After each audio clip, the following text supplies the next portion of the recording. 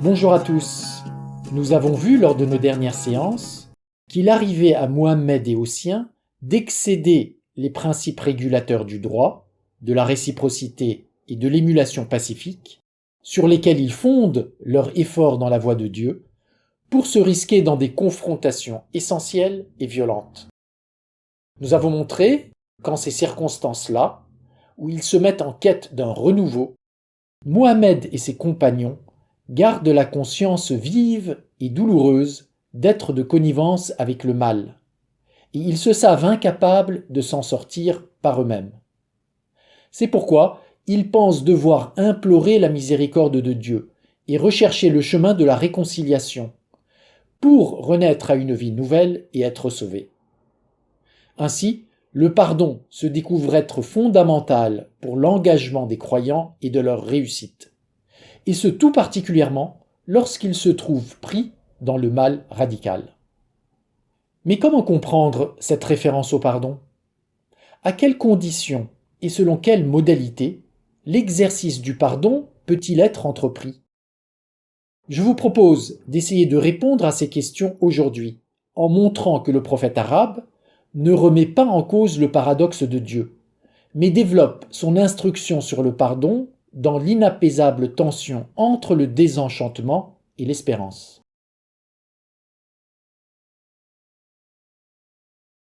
Mohammed commence par inscrire la possibilité du pardon dans les diverses dispositions de droit qu'il édicte à l'adresse de sa communauté.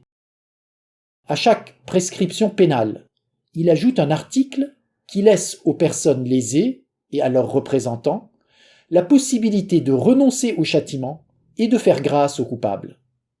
C'est ce que nous avions vu à propos du vol, puis de l'adultère. Rappelez-vous, les prescriptions à consonance juridique en la matière étaient suivies d'une clause d'exception qui recommande la clémence envers ceux qui se repentent et se réforment. Or, ce qui est optionnel du point de vue du droit représente, en revanche, une exigence qui ne peut être relativisée devant Dieu. C'est donc depuis le cadre régulateur du droit, et sans remettre en cause le principe de justice, que le prophète arabe va instruire une pratique plus large du pardon. Aux yeux de Mohammed, les individus enlisés dans des différends et séparés par le mal ne pourraient sortir de la logique judiciaire et du cercle des représailles pour inaugurer entre eux une rencontre différente que si la personne lésée fait preuve de longanimité et que le coupable éprouve un certain remords. Dans ces conditions, une offre et une demande de pardon pourraient émerger et donner lieu à un développement nouveau. C'est précisément ce qui se produit dans le différend qui oppose Joseph à celle qui a autorité sur lui. Rappelez-vous, Joseph avait été abandonné par ses frères et recueilli par le seigneur d'Égypte. Or, la femme de ce dernier est séduite par le jeune homme et cherche à abuser de lui.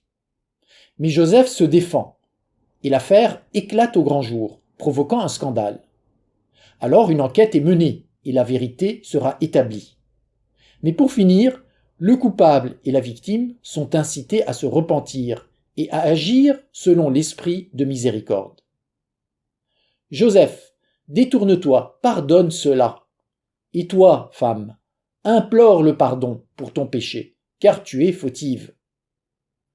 Dans ce cas, la femme pécheresse finira par confesser son tort, au moment même où le jeune homme lui offre le pardon et implore pour lui-même la grâce.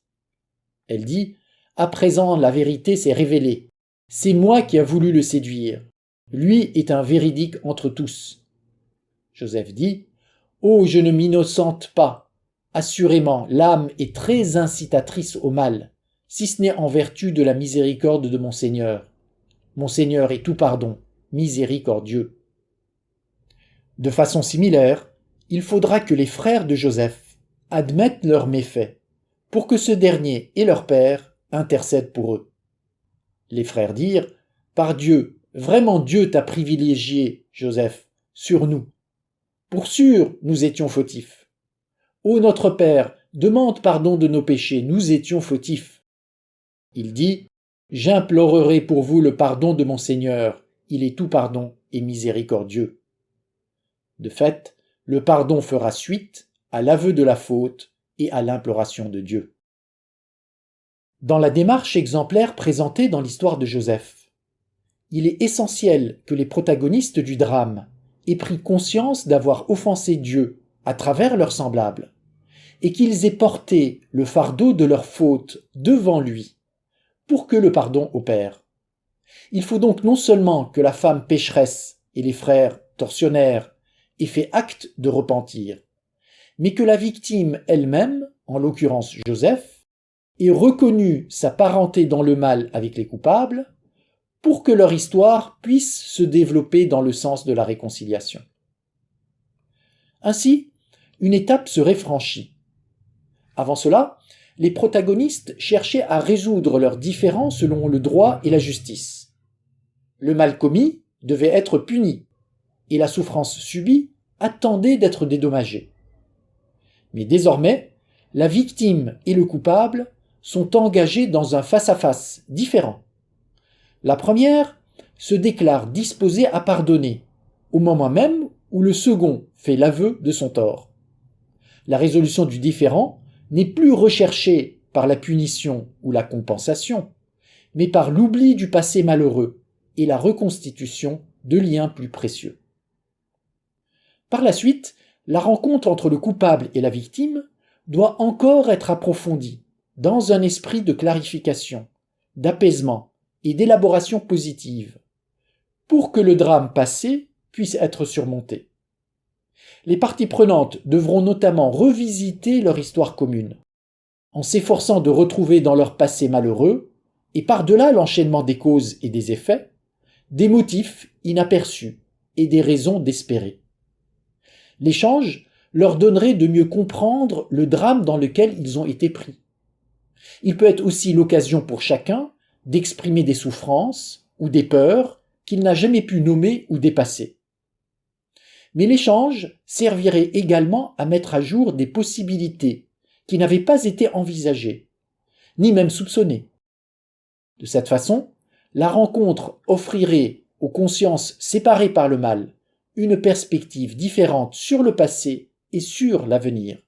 Elle leur ouvrirait la possibilité d'une histoire différente où chacun pourrait regagner sa liberté d'action et œuvrer pour le mieux. Ainsi, lorsque des individus séparés par un litige s'engagent dans un face-à-face exigeant, lorsque le coupable a le courage de reconnaître ses torts, lorsque la victime est portée à la mansuétude, et lorsque l'un et l'autre approfondissent leur rencontre avec un esprit d'ouverture et de repentir, alors le passé malheureux pourrait être recouvert et un avenir de fraternité reconquis.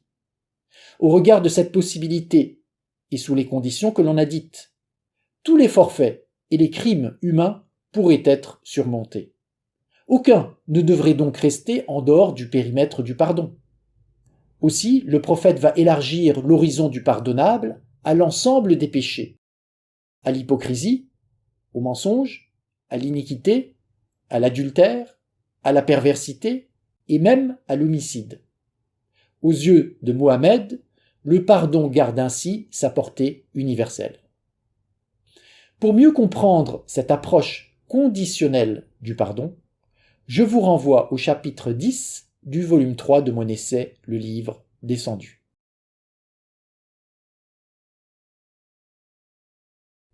La pratique conditionnelle du pardon, telle qu'elle est préconisée dans le Coran, ne revient pas sur le droit à la justice, ni sur les impératifs que celle-ci cherche à servir.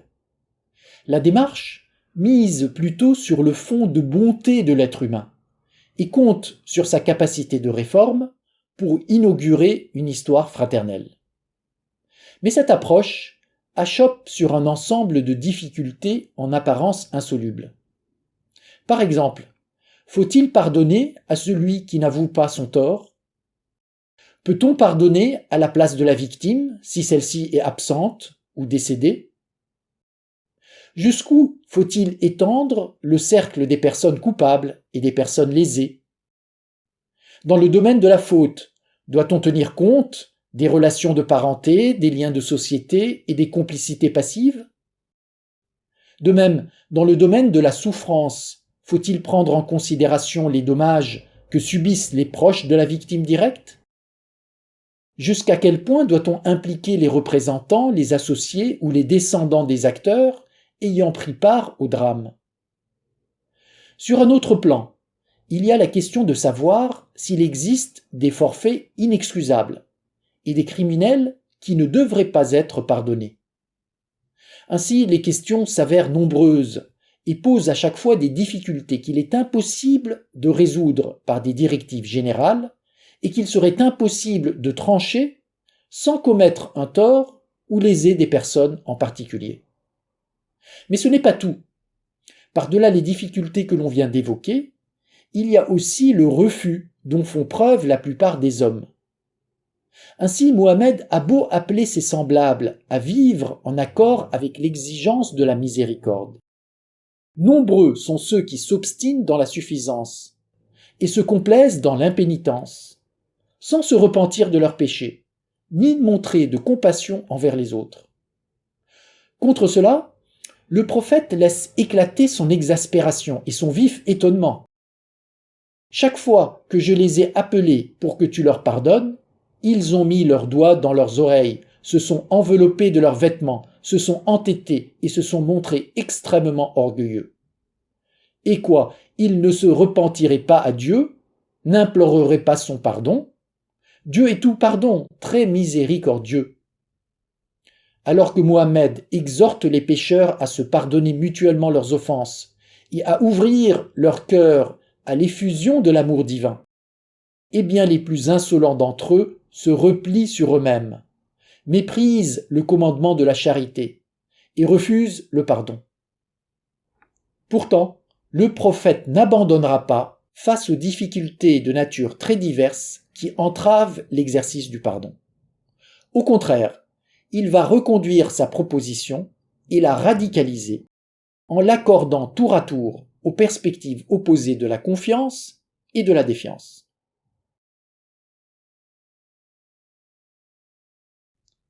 D'un côté, Mohammed va mettre en avant l'infinité de la grâce de Dieu, qui est capable d'effacer toutes les fautes, et il va appeler les hommes à pardonner absolument, sans arrière-pensée, ni contrepartie. Mohammed est convaincu que Dieu peut non seulement étendre sa miséricorde sans restriction et racheter tous les péchés du monde, mais qu'il est disposé à le faire pour peu que les hommes se repentent auprès de lui et se pardonnent mutuellement leurs offenses. Dis, ô mes serviteurs qui avez commis des excès à votre propre détriment, ne désespérez pas de la miséricorde d'Allah, car Allah pardonne tous les péchés. Oui, c'est lui le pardonneur, le très miséricordieux. Qu'il pardonne et qu'ils absolve. N'aimez-vous pas qu'Allah vous pardonne? Et Allah est pardonneur, très miséricordieux. Les superlatifs Ar-Rahman, le tout miséricordieux, Ar-Rahim, le très miséricordieux, ou Al-Ghafour, le grand pardonneur, apparaissent des centaines de fois dans le Coran. Ils signifient que Dieu est accueillant envers tous ceux qui se repentent et pardonnent à leur tour.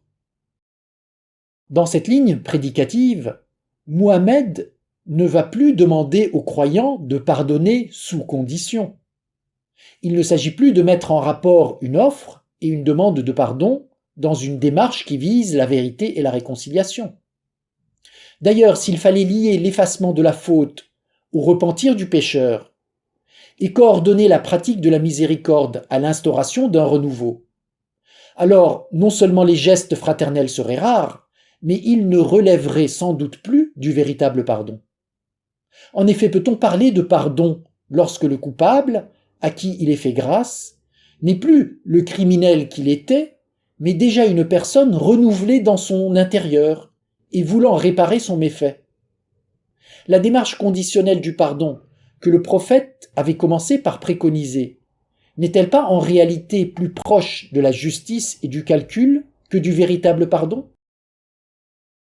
Mohammed va donc reprendre une argumentation plus ferme. En insistant sur la nature miséricordieuse de Dieu et sur la confiance qu'elle lui inspire, il va exhorter les hommes à vivre selon les commandements de l'amour et à pardonner gratuitement, sans précondition ni réserve. Ce faisant, il entend replacer la disposition charitable et pardonnante qui était celle de Jésus au cœur de l'attitude de ceux et de celles qui se soumettent à Dieu. Ainsi, l'envoyé d'Allah demande aux croyants de se détourner des pécheurs, fussent-ils endurcis, et de leur pardonner. Cela, Dieu sait bien ce qu'ils ont dans le cœur. Écarte-toi d'eux, pardonne-leur, non sans les avoir édifiés, leur avoir dit la parole qui les touche au fond d'eux-mêmes. Ici, le pardon s'adresse aux coupables, indépendamment de ce qu'ils feraient pour réparer leurs méfaits. Cette attitude est d'autant plus difficile à tenir que l'offense est grave, ou que le coupable paraît s'obstiner dans le mal, comme lorsqu'on a affaire à des pécheurs endurcis, qui mentent et dont on sait qu'ils n'entendent pas se réformer. Du fait de leur violation de l'engagement, nous les avons maudits et avons endurci leur cœur. Ils détournent les paroles de leur sens et oublient une partie de ce qui leur a été rappelé. Tu ne cesseras de découvrir leur trahison, sauf d'un petit nombre d'entre eux. Pardonne-leur donc et détourne-toi d'eux, car Allah aime certes les bienfaisants. La demande peut paraître excessive, mais elle est sans doute la seule qui soit authentiquement pure et conforme à la gratuité qui caractérise le pardon. De la même façon que le Coran associe le désir de paix au refus de toute compromission à la violence, eh bien le Coran va estimer que le pardon ne trouve sa mesure radicale et absolue que dans l'amour gratuit et le don sans assurance de retour. Le véritable pardon se trouve dans cette folie qui prend pour norme l'idéal évangélique et qui s'entête à vouloir traiter l'adversaire comme un frère et l'ennemi comme un ennemi, malgré leur obstination dans l'impiété. Dis à ceux qui ont cru de pardonner à ceux qui n'espèrent pas en les jours d'Allah, de sorte qu'il rétribue lui-même tout peuple de ses acquis. Mais Seigneur, ce sont là des gens qui ne croient pas. Eh bien, pardonne-leur et dis paix, car ils sauront bientôt. Ainsi, envers et contre tout, Mohammed continue à croire au pardon. Il continue d'espérer que la miséricorde de Dieu viendra un jour, en rupture avec le temps avili du monde, transformer l'homme pécheur et instaurer une véritable paix. Pourtant, la conception idéale et inconditionnelle du pardon ne va pas sans poser de problème. Peut-on en effet offrir l'absolution de Dieu à des criminels impénitents sans avaliser leurs crimes? Peut-on appliquer la morale de l'Évangile à des coupables indifférents et prospères sans tomber dans l'hypocrisie ou la farce? À Mohammed qui s'indigne de la sorte, il est demandé de s'en tenir au devoir de bienveillance. Pardonne-leur et un jour tu comprendras comme eux aussi sauront. Mais l'interjection de la fin des versets, car ils sauront bientôt, a quelque chose d'équivoque. Elle le laisse transparaître comme un fond d'amertume, ou comme une volonté inassouvie de revanche. Elle semble dire que le pardon gratuit ne parvient pas à être prononcé sans être mêlé à une demande ou à une revendication de justice. Ainsi la compassion que Mohammed éprouve pour le pécheur et son désir de lui pardonner restent empreints de colère et de lamentation. Cette douleur persistante est toute prête à se transformer en menace ou à se retourner en exigence de réparation.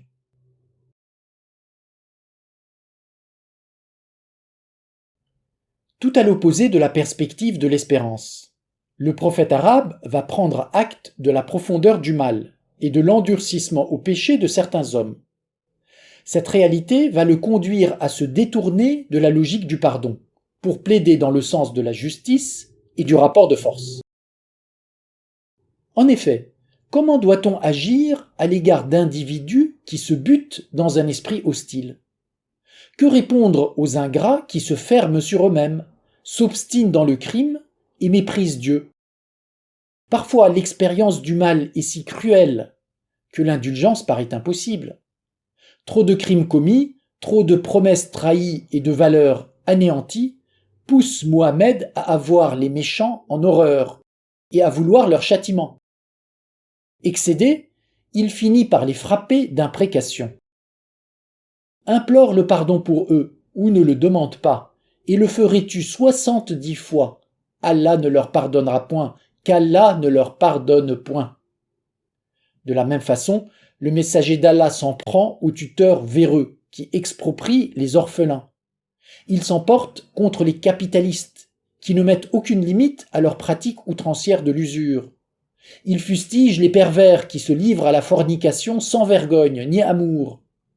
Puis il maudit les voleurs, les meurtriers et les faux témoins, en hurlant à chaque fois qu'il n'y a pas de pardon et que Dieu ne pardonnera pas aux hommes renégats et endurcis.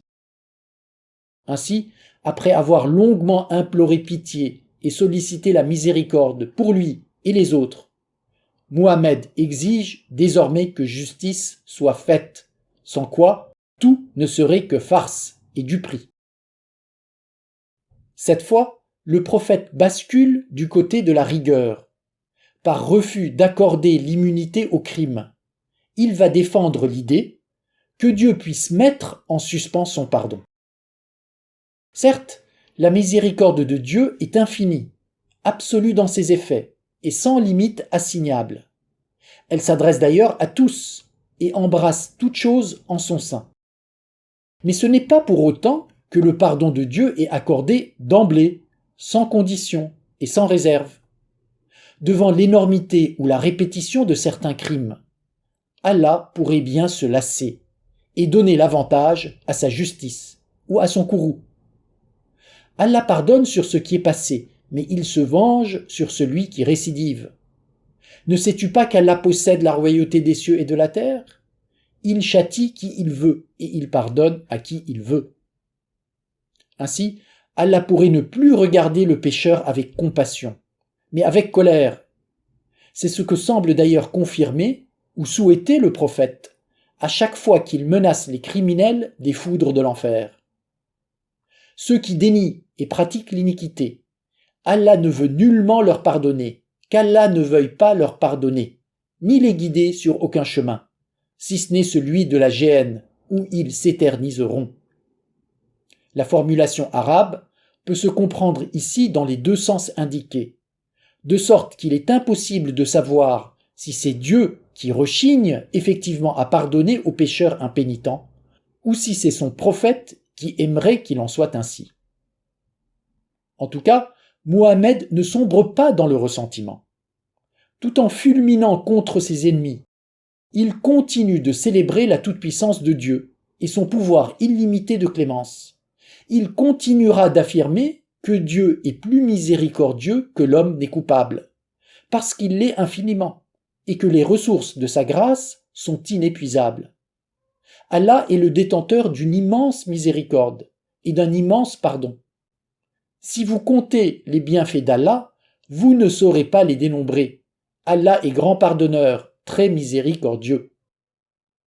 Ainsi, Mohammed garde au principe de sa foi, comme au fondement de son espérance, la conviction que Dieu est capable d'effacer tous les crimes et de l'emporter toujours sur la méchanceté de ses créatures. Lui, qui a engendré le monde sur le mode de la donation, ne connaît rien d'impardonnable ni d'irrémédiable, parce qu'il peut tout recréer et tout restituer de façon inconditionnelle. Il est de force à pardonner sans limite et sans mesure. En somme, le prophète arabe continue de tenir un discours paradoxal.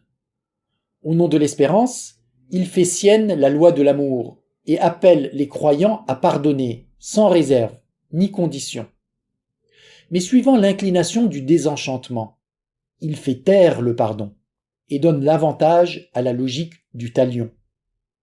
Puis se tenant à égale distance des points de vue contraires, il esquisse une démarche de pardon conditionnel, qui suppose l'aveu du coupable, le consentement de la victime et la recherche commune d'un renouveau. Les trois composantes de la pensée du prophète sur le pardon suivent les lignes du paradoxe de Dieu qu'il défend et dessinent un mouvement analogue à celui que l'on a tant de fois repéré dans nos analyses. Chacune de ces composantes remplit une fonction déterminée. Ainsi, la demande inconditionnelle de gratuité rappelle que le véritable pardon échappe aux critères de l'échange. Pardonner, c'est remettre la faute totalement, c'est oublier l'offense et absoudre le criminel sans retour. À partir de là, la formulation d'une procédure conditionnelle de pardon cherche à énoncer les règles d'une juste pratique. Celle-ci s'écartera forcément de l'idéal de gratuité.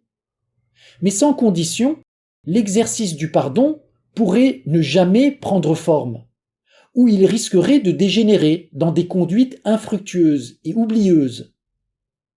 Cependant, l'exercice du pardon qui se limiterait à des opérations de réconciliation ne relèverait pas du pardon authentique et ne pourrait guère espérer en recueillir tous les bienfaits.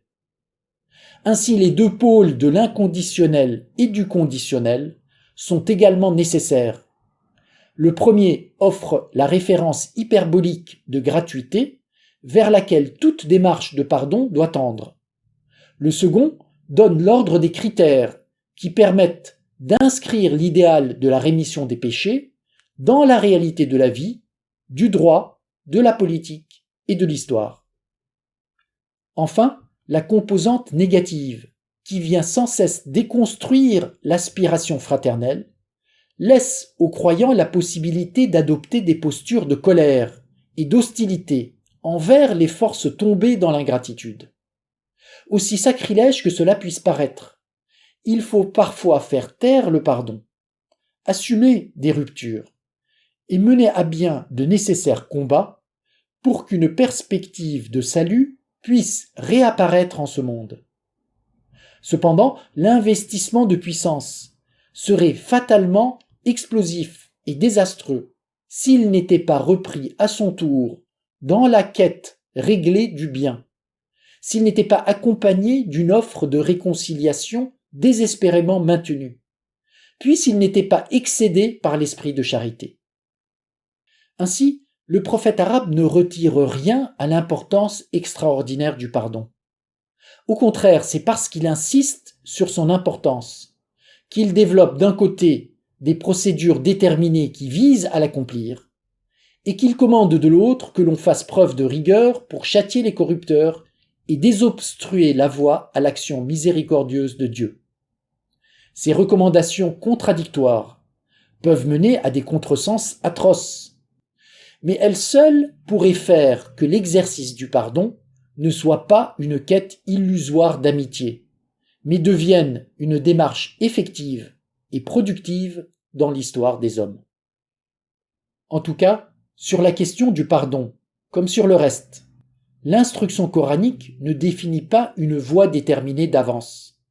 Elle ne prend sens et valeur que dans le cadre d'une histoire du témoignage. Ainsi, c'est à l'épreuve du paradoxe et dans l'attention aux recommandations rivales qui en résultent que les hommes sont appelés à prendre, à la suite du dernier prophète, des décisions de responsabilité devant Dieu.